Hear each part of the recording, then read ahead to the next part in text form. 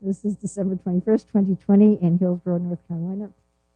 And we're reading from Srimad Bhagavatam, Canto 10, Chapter 22, Text 30. Nigagata pate tigme Jaya bi swabir atmanaha Atapatraitam vikshya Drumanaha vrajokashaha.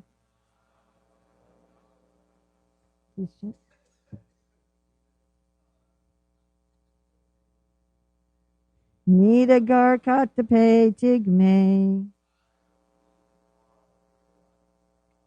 Jaya biswabiratmanaha Atapatraitan vikshya Drumanaha vrajokashaha.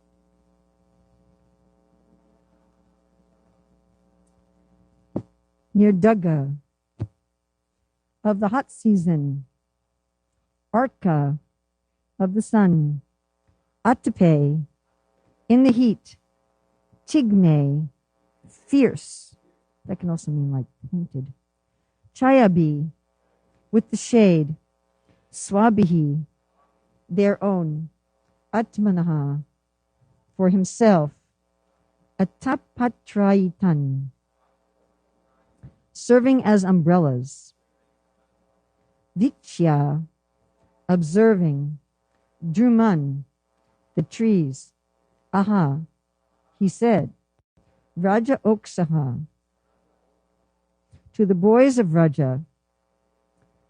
BBT translation: when the sun's heat became intense, Lord Krishna saw that the trees were acting as umbrellas by shading him, and thus he spoke as follows to his boyfriends.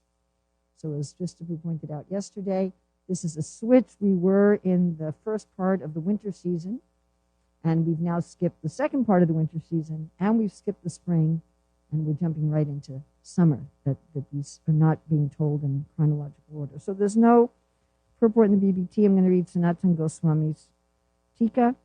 7 verses describe how they wandered far off, seeing the trees acting as umbrellas for himself, Atmanaha.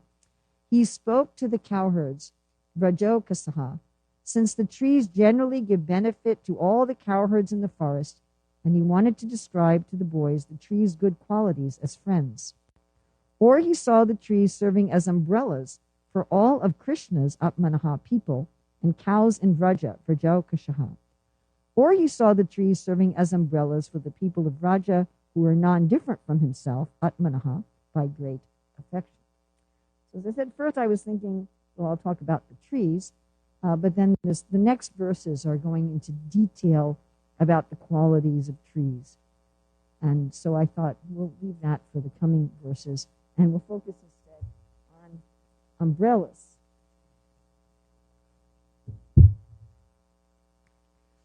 So this class is mostly just going to be a meditation on umbrellas. All right, so first of all, Krishna has an umbrella on his feet. Does anyone know where the umbrella is on Krishna's feet? On the bottom, yes. But does anyone know where on the bottom? It is. It is. It's on his right foot, and it's by the arch, but closer to the ball of the foot. So that's the foot that Krishna has crossed over, right, on the altar. We're looking under the one that's crossed over. So there's an umbrella right in the arch at the top near the ball. And Radharani has one on the corresponding part of her left foot. Krishna also has an umbrella on his hands, but I could not find any description of exactly where, and my book on the topic is in Govardhan. Now, Krishna's feet in general are compared to umbrellas. So we know that wherever Krishna's marks are, the marks of his feet, everything becomes auspicious, right? Kunti talks about that. She says, we don't want you to leave because your footprints here are making everything auspicious, and when you leave, everything's going to become inauspicious. But we also have a number of places where Krishna's feet as a whole are compared to umbrellas. Now, when we think about umbrellas, we usually think about this kind of umbrella that we use primarily for rain. But the umbrellas that the trees are providing here are being used primarily for shade, for the sun, and those kind of umbrellas are called parasols, right? Sol meaning the sun, to protect from the sun. Now, of course, if you go to tropical climates today, you'll see people using these kind of umbrellas for both purposes. So, if you go to South India especially, when it's hot. So people are using rain umbrellas also as parasols. But most of the descriptions of umbrellas are in regard to parasols, but some are also in regard to rain umbrellas. Either way, an umbrella is a kind of shelter. Yes, so Krishna is glorifying the trees here as a shelter, but his feet are shelters. And in 3.539, the demigods say that the sages live under the umbrella of Krishna's feet. And in that way, they don't feel any miseries. So this theme that one doesn't experience miseries when one is in Krishna's shelter pervades all of the Shastras. And it doesn't mean that the physical body doesn't get old. It doesn't mean that nobody criticizes you. It doesn't mean that, you don't lose all your money or your house doesn't burn down. I mean, these kind of things happen to great sages and personalities in the scriptures, yes? Right? But they don't experience it as misery. Now, we have, of course, Govardhan is often compared to an umbrella, and we have this verse by Raghunath Das Goswami that because he was feeling the touch of Krishna's hand, of course, Krishna also has an umbrella on his hand, that Govardhan, who himself was an umbrella, didn't feel the striking of Indra's thunderbolts as painful. He either felt it as flowers or he didn't feel it at all. And we even, Prabhupada talks about in Teachings of Lord Kapila Dev, that if our mind is on another topic, we won't feel even the pain of a surgical operation. He gives the example of Stalin, who had surgery without anesthesia. And we all have that experience. We may have some bodily pain or some emotional pain, but if we get absorbed in something, at least for the time being, we don't feel it. Yes? Everybody's had that experience? So the experience of pain, as explained in the 11th canto by the Avanti Brahmana, is 100% in the mind. It's not objective. It's subjective. And when the sages stay under this umbrella of Krishna's feet, they don't feel the miseries as miseries. Radha Muni also, when he's asking for a nice wife, he says that the umbrella of Krishna's feet remove us from all bodily necessities. Generally, we're feeling these urges of the body, right? The urges that they're very urgent, right? But Kardamuni says when you're under this umbrella of Krishna's lotus feet, you don't identify with the body so much, right? As Prabhupada says, you don't agitate the senses while meeting the demands of the body. And then one that I really liked was Uddhava in the 11th canto. Oh, the one from Kardama is 321.17. Uddhava in the 11th canto, 11.19.9. He says that Krishna's umbrella is showering nectar.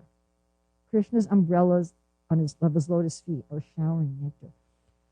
So how many of you have ever seen an outdoor restaurant in the summer where there were umbrellas shooting water? How many of you have seen quite common in Europe especially. But there'll be outdoor restaurants, and there's some kind of umbrella for shade. And at the edges of the umbrella, there's water shooting out to cool you down. So Uddhava says Krishna's lotus feet are umbrellas that are shooting out nectar. Now, also in the Bhagavatam, there was the gift of an umbrella to Prithu Maharaj, who's a Shaktivesh avatar, and that umbrella shot out water. So it had to be a parasol rather than just an umbrella. If you had a rain umbrella that shot out water, that would be a little silly. But if you have a parasol for the sun, so Krishna's lotus feet are umbrellas that are shooting out nectar. And nectar, amritam, it conquers death. It gives life. It fills one with life. It fills one with vitality. All right, then I want to look at umbrellas in Vrindavan. We already talked about how Govardhan is compared to an umbrella. That's at least in 2.7.32, scheduled incarnations with specific functions, and 3.2.33, where Govardhan specifically compared to an umbrella. And also, Rupa Goswami in Radhakrishna Ganodesh Deepika says that one of Lalita's services is to carry an umbrella for Radha and Krishna. Each personality in the spiritual world, they do a variety of services, but they also have a service, or certain things that are their service, just like, in the temple. So some devotees have certain things that's their service, right? Like I remember seeing little Krishna Priya bringing this bag of sweet rice, right, to the temple. Now, that was her service, to make the sweet rice and bring the sweet rice. Someone has this particular service and that particular service. And people end up getting upset if someone takes their service or impinges on their service, isn't it? Hey, that's my service.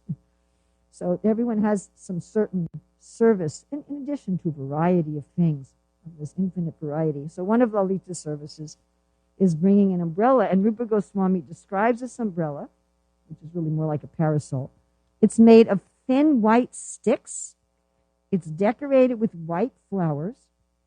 And it has a handle decorated with yellow jasmine flowers. Now, I've never seen yellow jasmine flowers. I've only seen white. And one could just imagine what these flowers smell like in the spiritual world.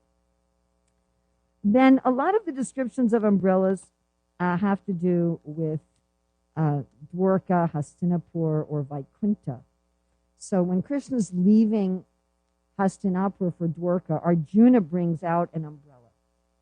Now, one of the reasons for that is that umbrellas are very much associated with royalty. So one of the signs of royalty, one of the signs of respect, is that you give the royal person an umbrella. And it's one of the items, if we look at the 64 items of worship, it's one of the items of worship to offer the Lord an umbrella. Not like this kind. We don't bring this onto the altar. And you'll see sometimes, like you can buy these little sheepy painted aluminum, whatever, asanas for your deities in the market in Loy Bazaar, and they have like little umbrellas at the top. Everybody has seen that, right? Or when they take the deity out on procession. In Sri Rangam, I think, 345 days a year, they take some Utsav deities on procession. I think it's all but 20 days in the year. And whenever they take the deities on procession, they have different kinds of carts, but each cart has some kind of a canopy or an umbrella. Like we think about the Ratha Yatra cart that has a canopy. So something to protect you from the elements, from the sun, from the rain. So this is one sign of respect. Oh, I just thought of something. So when our family lived in the old Henry Street Temple in Brooklyn, we had a black umbrella where one of the spikes was broken. One of the spikes was bent. So we were just about to go to Philadelphia for the Rath Yatra to see Srila Prabhupada. This was in the summer of 75. This is when I got a Gayatri mantra from Prabhupada, and my father became a life member. So we were going to Philadelphia, the whole New York temple, except for like maybe 2 people to stay to take care of Radha Govinda. All went, because Prabhupada wasn't coming to New York that time. So we all went to Philadelphia to see Srila Prabhupada, and it was raining. It was also raining in Philadelphia during the Rath Yatra, kind of a light rain. So we had put our umbrella in the temple shoe room, but when we went to the temple in the morning, but when we went to get the umbrella to take with us to Philadelphia, it was gone. Somebody had stolen it.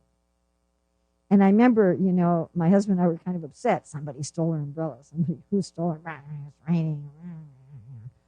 So when we get to Philadelphia, we get there for the Rath Yatra, guess where we see our umbrella? Over Prabhupada. So whoever had stolen it from the Brooklyn temple was using it to shelter Prabhupada from the rain, used it for every time the Prabhupada was walking outside. So then we were very happy that we could recognize it immediately because it had that broken piece, So it's like, oh, that's our umbrella. It was there. Anyway, so umbrellas are usually used like that, right, as some kind of respect. Isn't it? Yes. So in Midtown Manhattan, where I grew up, all the doormen, I don't know if there's any doorwomen, but anyway, all the doormen, they always have these huge umbrellas that will shelter like 5 or 6 people. So as the car pulls up, because you can't just park in Midtown Manhattan, any of you have been there, that's not possible. Yeah, you can't. So your car pulls up and it has to drop off the passengers, and then the doorman comes out with this humongous, even though there's an awning. So there's an awning over the door, but still the doorman comes out with an umbrella to take you from the car. So Arjuna, when Krishna was leaving Hastinapur for Dwarka, he carried the umbrella for Krishna, and it had a handle of jewels, and it was embroidered with lace and pearls. So that's in 110:17. And then that's when Krishna's leaving Hastinapur, so going from the palace to the chariot. And then when Krishna gets off the chariot in Dwarka, then there's another umbrella. Somebody comes with, it doesn't say who, comes with another umbrella as he gets off the chariot. That's in 111:27. And that umbrella is so white and so bright that it's like the sun, which kind of struck me as interesting because it's supposed to be protecting you from the sun and giving you shade, but it's as white as the sun. And then one of my favorite descriptions anywhere in the Bhagavatam is when the 4 Kumaras go to the kingdom of God and they see Lord Vishnu coming out to greet them. And this is from 3:15:38. So the Lord has this umbrella over him. So he has an umbrella over him, and then on 2 sides, servants are fanning him with chamaras. And the chamaras are creating a breeze. And there's pearls from the umbrella. Now, of course, these are spiritual pearls. They're living entities. Everything is alive. Everything is spiritual. The chamaras are alive. The umbrella is alive. The little pearls are alive. They're all fully conscious. And the breeze from the chamaras, it's making the pearls move. And the description is, it looks like the pearls moving. They look like drops of nectar falling from the white full moon. Or like ice melting in the wind. So at least I've seen ice melting in the wind. Right? Any of us who are from northern climates. So we've seen icicles, right, in the winter. And as the sun comes up and the wind blows, the icicles are dripping, and the little drips of the icicles, they're clear, and the sun is shining on them. It's this beautiful diamond-like or pearl-like effect. So I personally haven't seen nectar dripping out of the full moon, at least not in this life. I haven't seen that. So that for me is kind of an odd comparison. The pearls moving in the chamara breeze look like drops of nectar falling from the full moon. I'm like, well, what does that look like? But at least I've got that some kind of image, right? The umbrella's like the moon, and the little pearls are like drops of nectar, these icicles.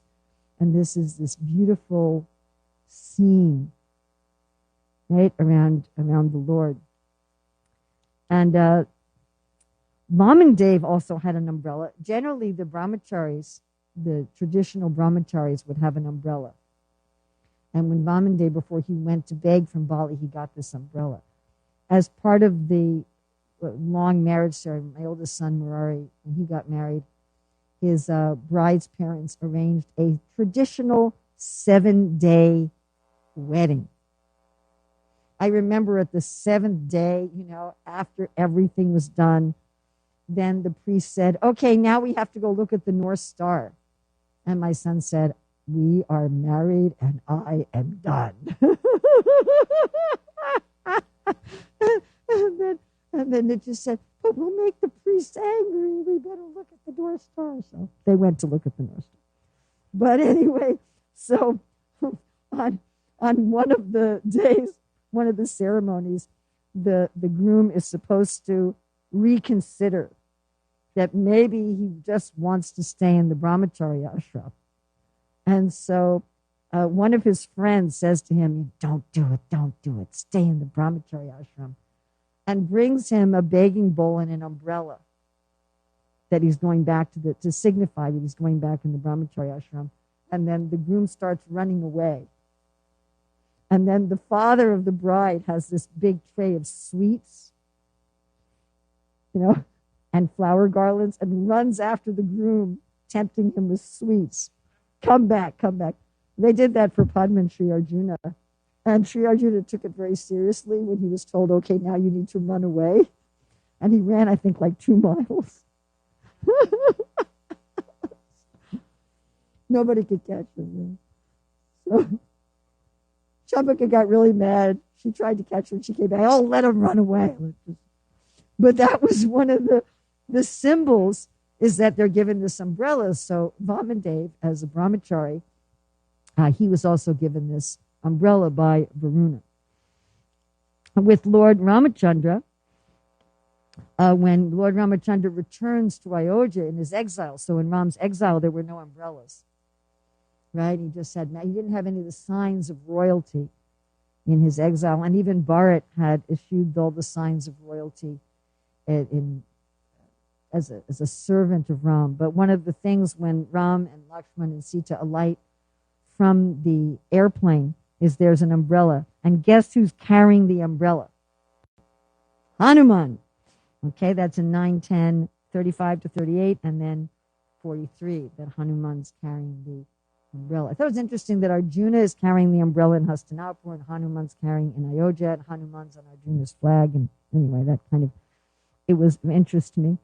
And then Varuna, who gives this umbrella to Vamandev, he has some special umbrellas. I'm not quite sure what it is with his umbrellas. But Bhaumasura wanted it. And Bhaumasura took one of Varuna's umbrellas. Now, one devotee explained to me, and I don't know, I don't have a citation for this, but I thought I'd share it because it just makes some reasonable sense.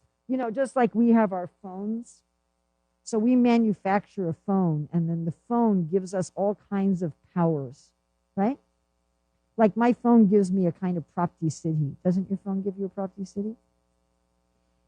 I can just press like 2 buttons. I can just go to the Amazon button and then buy again for something. I just press 2 buttons, and the next day the thing appears on my doorstep. You all have that? Your Prapti Siddhi phone?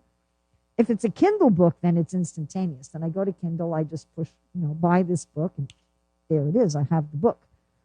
Right, so, and I can also talk to people in other parts of the planet. My phone has not allowed me to talk to people on other planets yet, but it does allow me to see and talk to people in other parts of the planet and do all kinds of interesting things. So the phone, it's made by humans, but it extends the power of the human body, yeah? And what I was told, again, I don't have a citation for this, but that why are the demigods so concerned about these earrings, like Aditi's earrings? You don't have a war usually over earrings and umbrellas. But these are mystical devices. So this umbrella of Varuna, Bhaumasura had stolen it, and it was one of the reasons, at least externally, why Krishna attacked Bhaumasura and killed him, and then he returned Aditi's earrings and he returned Varuna's umbrella. So I don't know why Varuna is particularly into umbrellas. But I thought that was interesting. And then, of course, we have who acts as Krishna's umbrella? Who? Sesha. So when the Lord's lying on Sesha, Sesha's hoods go up like an umbrella. They're specifically described like that in 3:8:23. And of course, Sesha also acts as an umbrella for Vasudeva, right? When he was crossing the Yamuna, that was in the rainy season. So what's happening now in Bhagavatam is in the hot season, where we're dealing mostly with parasols, but then it was the rainy season, which comes after the hot season. And when Vasudeva is carrying baby Krishna across the Yamuna, it's raining. And it can rain quite heavily in the rainy season in India. I was once in Radhakund in the rainy season when in 2 seconds the water was up to my knees. It happened to me also in Mumbai in the rainy season. Just 2 seconds. I mean, it was like raining and then the water was up to my knees. So it can rain quite heavily in the monsoon. And Sesha was there as an umbrella. And it's described in Adi 5:123 that Lord Nityananda, who's of course also Balaram, acts as the Lord's umbrella and as all of the Lord's paraphernalia. So Krishna here is glorifying trees, that the trees act like an umbrella, that the trees are shading him. Oh, there's someone else in Vrindavan besides the trees who also create umbrellas. And those are the clouds. So that's mentioned in 10:21:16 and 10:35:13. And for reasons that are inscrutable to me, the translation in the BBT talks about that these clouds are showering flowers. That's not actually what it says in the Sanskrit. It's not Vishwanath Chakravarti Thakur's Tika, and it's not how Srila Prabhupada originally dictated Krishna book.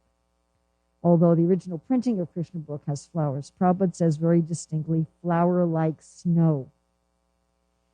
And if you look at the Sanskrit, it says water that looks like flowers. Vishnu Chakravarti Thakur says must be some kind of ice. And we've all seen, right, snowflakes. If you see, the designs of frost on your window look like flowers. And if you see pictures under a microscope of snowflakes, they look like flowers. And so the trees are here umbrella as shade, but the clouds actually provide snow umbrellas. Wouldn't that be cool? I mean, when I was a kid, we used to eat ice in the summer. Yeah, they'd make this like shaved ice thing, and then they put some chemicals on it. What a thing to feed your children. But the clouds actually create, it's terrible, isn't it? It's amazing that any of us who were raised like that are even alive anymore, with the things that they fed us. Sorry, off track. So the clouds would create this umbrella made out of flower-like snow. And I don't know how it didn't just melt. I mean, that's kind of cool, isn't it? Right? So it's the hot season. And I've never been in India in the hot season. I've been in the monsoon season, which is hot enough. But in the hot season in India, it gets up to like 140, sometimes even 150. So if you had an ice umbrella, I don't think it would last very long. Yes, Prabhupada said there's snow in the spiritual world, but it's not cold. But when Krishna was on this planet, the clouds would make him snow umbrellas and ice umbrellas for the summer. And we assume they didn't just immediately melt. But even that would be kind of fun. Because when I was in India in the beginning of the monsoon in Mayapur, about 5 times a day I would pour as cold water as I could find on my head. Otherwise my brain kind of overheated and I couldn't even think anymore. So I was literally just pouring cold water on my head. So that might be kind of nice, actually, if you had the snow umbrella and it kind of melted in the middle of the summer. And in 12:11:9, it says that the Lord's umbrella is his spiritual abode, Vaikuntha, where there is no fear. So we have umbrellas to protect us, whether it's for the rain or from the sun. But our ultimate protection is, of course, in Krishna's lotus feet. And it's very interesting that umbrellas are usually given as a sign of respect, especially a sign of royalty. And we may think, to take shelter at someone's feet may seem kind of demeaning to us. to fall at someone's feet, to be under someone's feet. But on Krishna's foot is an umbrella. And an umbrella is a sign of great respect. So when we go under Krishna's feet, which are his own holy abode, Krishna is giving us full respect as his beloved part and parcel, and sheltering us from all the miseries and all the difficulties of life. So we're just studying the 7th chapter of the Bhagavad Gita yesterday in Bhakti Shastri, and there Krishna lists 15 ways in which he is in the world.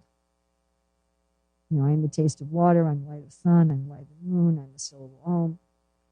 And I asked our students, I said we have a 2-week break, so write down all 15 ways and every day think of one of them. So we don't have any mention in 7, 9, 10, or 15 chapters of the Bhagavad Gita about umbrellas. But we can also remember Krishna when we use an umbrella, when we see an umbrella, or any kind of shelter from any kind of covering that protects us from the sun or protects us from the rain. We can immediately think of all these references to umbrellas in the scriptures. So thank you very much. I look forward to the upcoming verses on the trees. Yes, Christopher.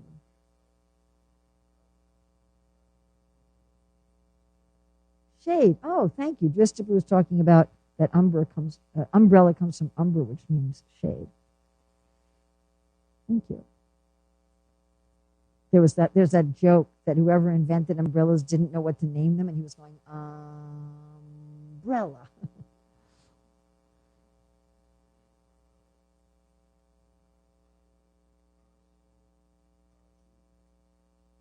Parasol and para-yuya. Yuya must mean rain.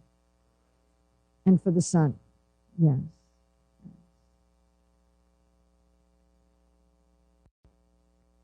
Yes.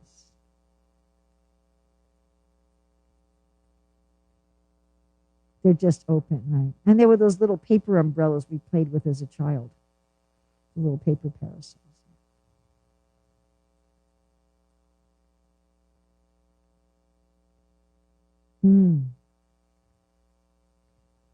Oh, that's right.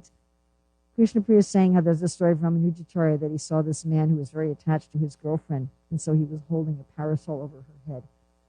And then Ramanujacharya said, why are you attached? And he said, she's got beautiful eyes, wasn't it? Yeah. And then he says, come and see Raghunath. He's got more beautiful eyes.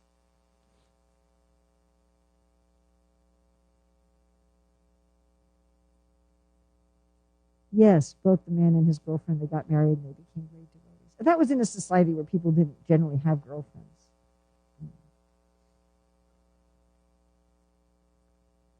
Any other thoughts?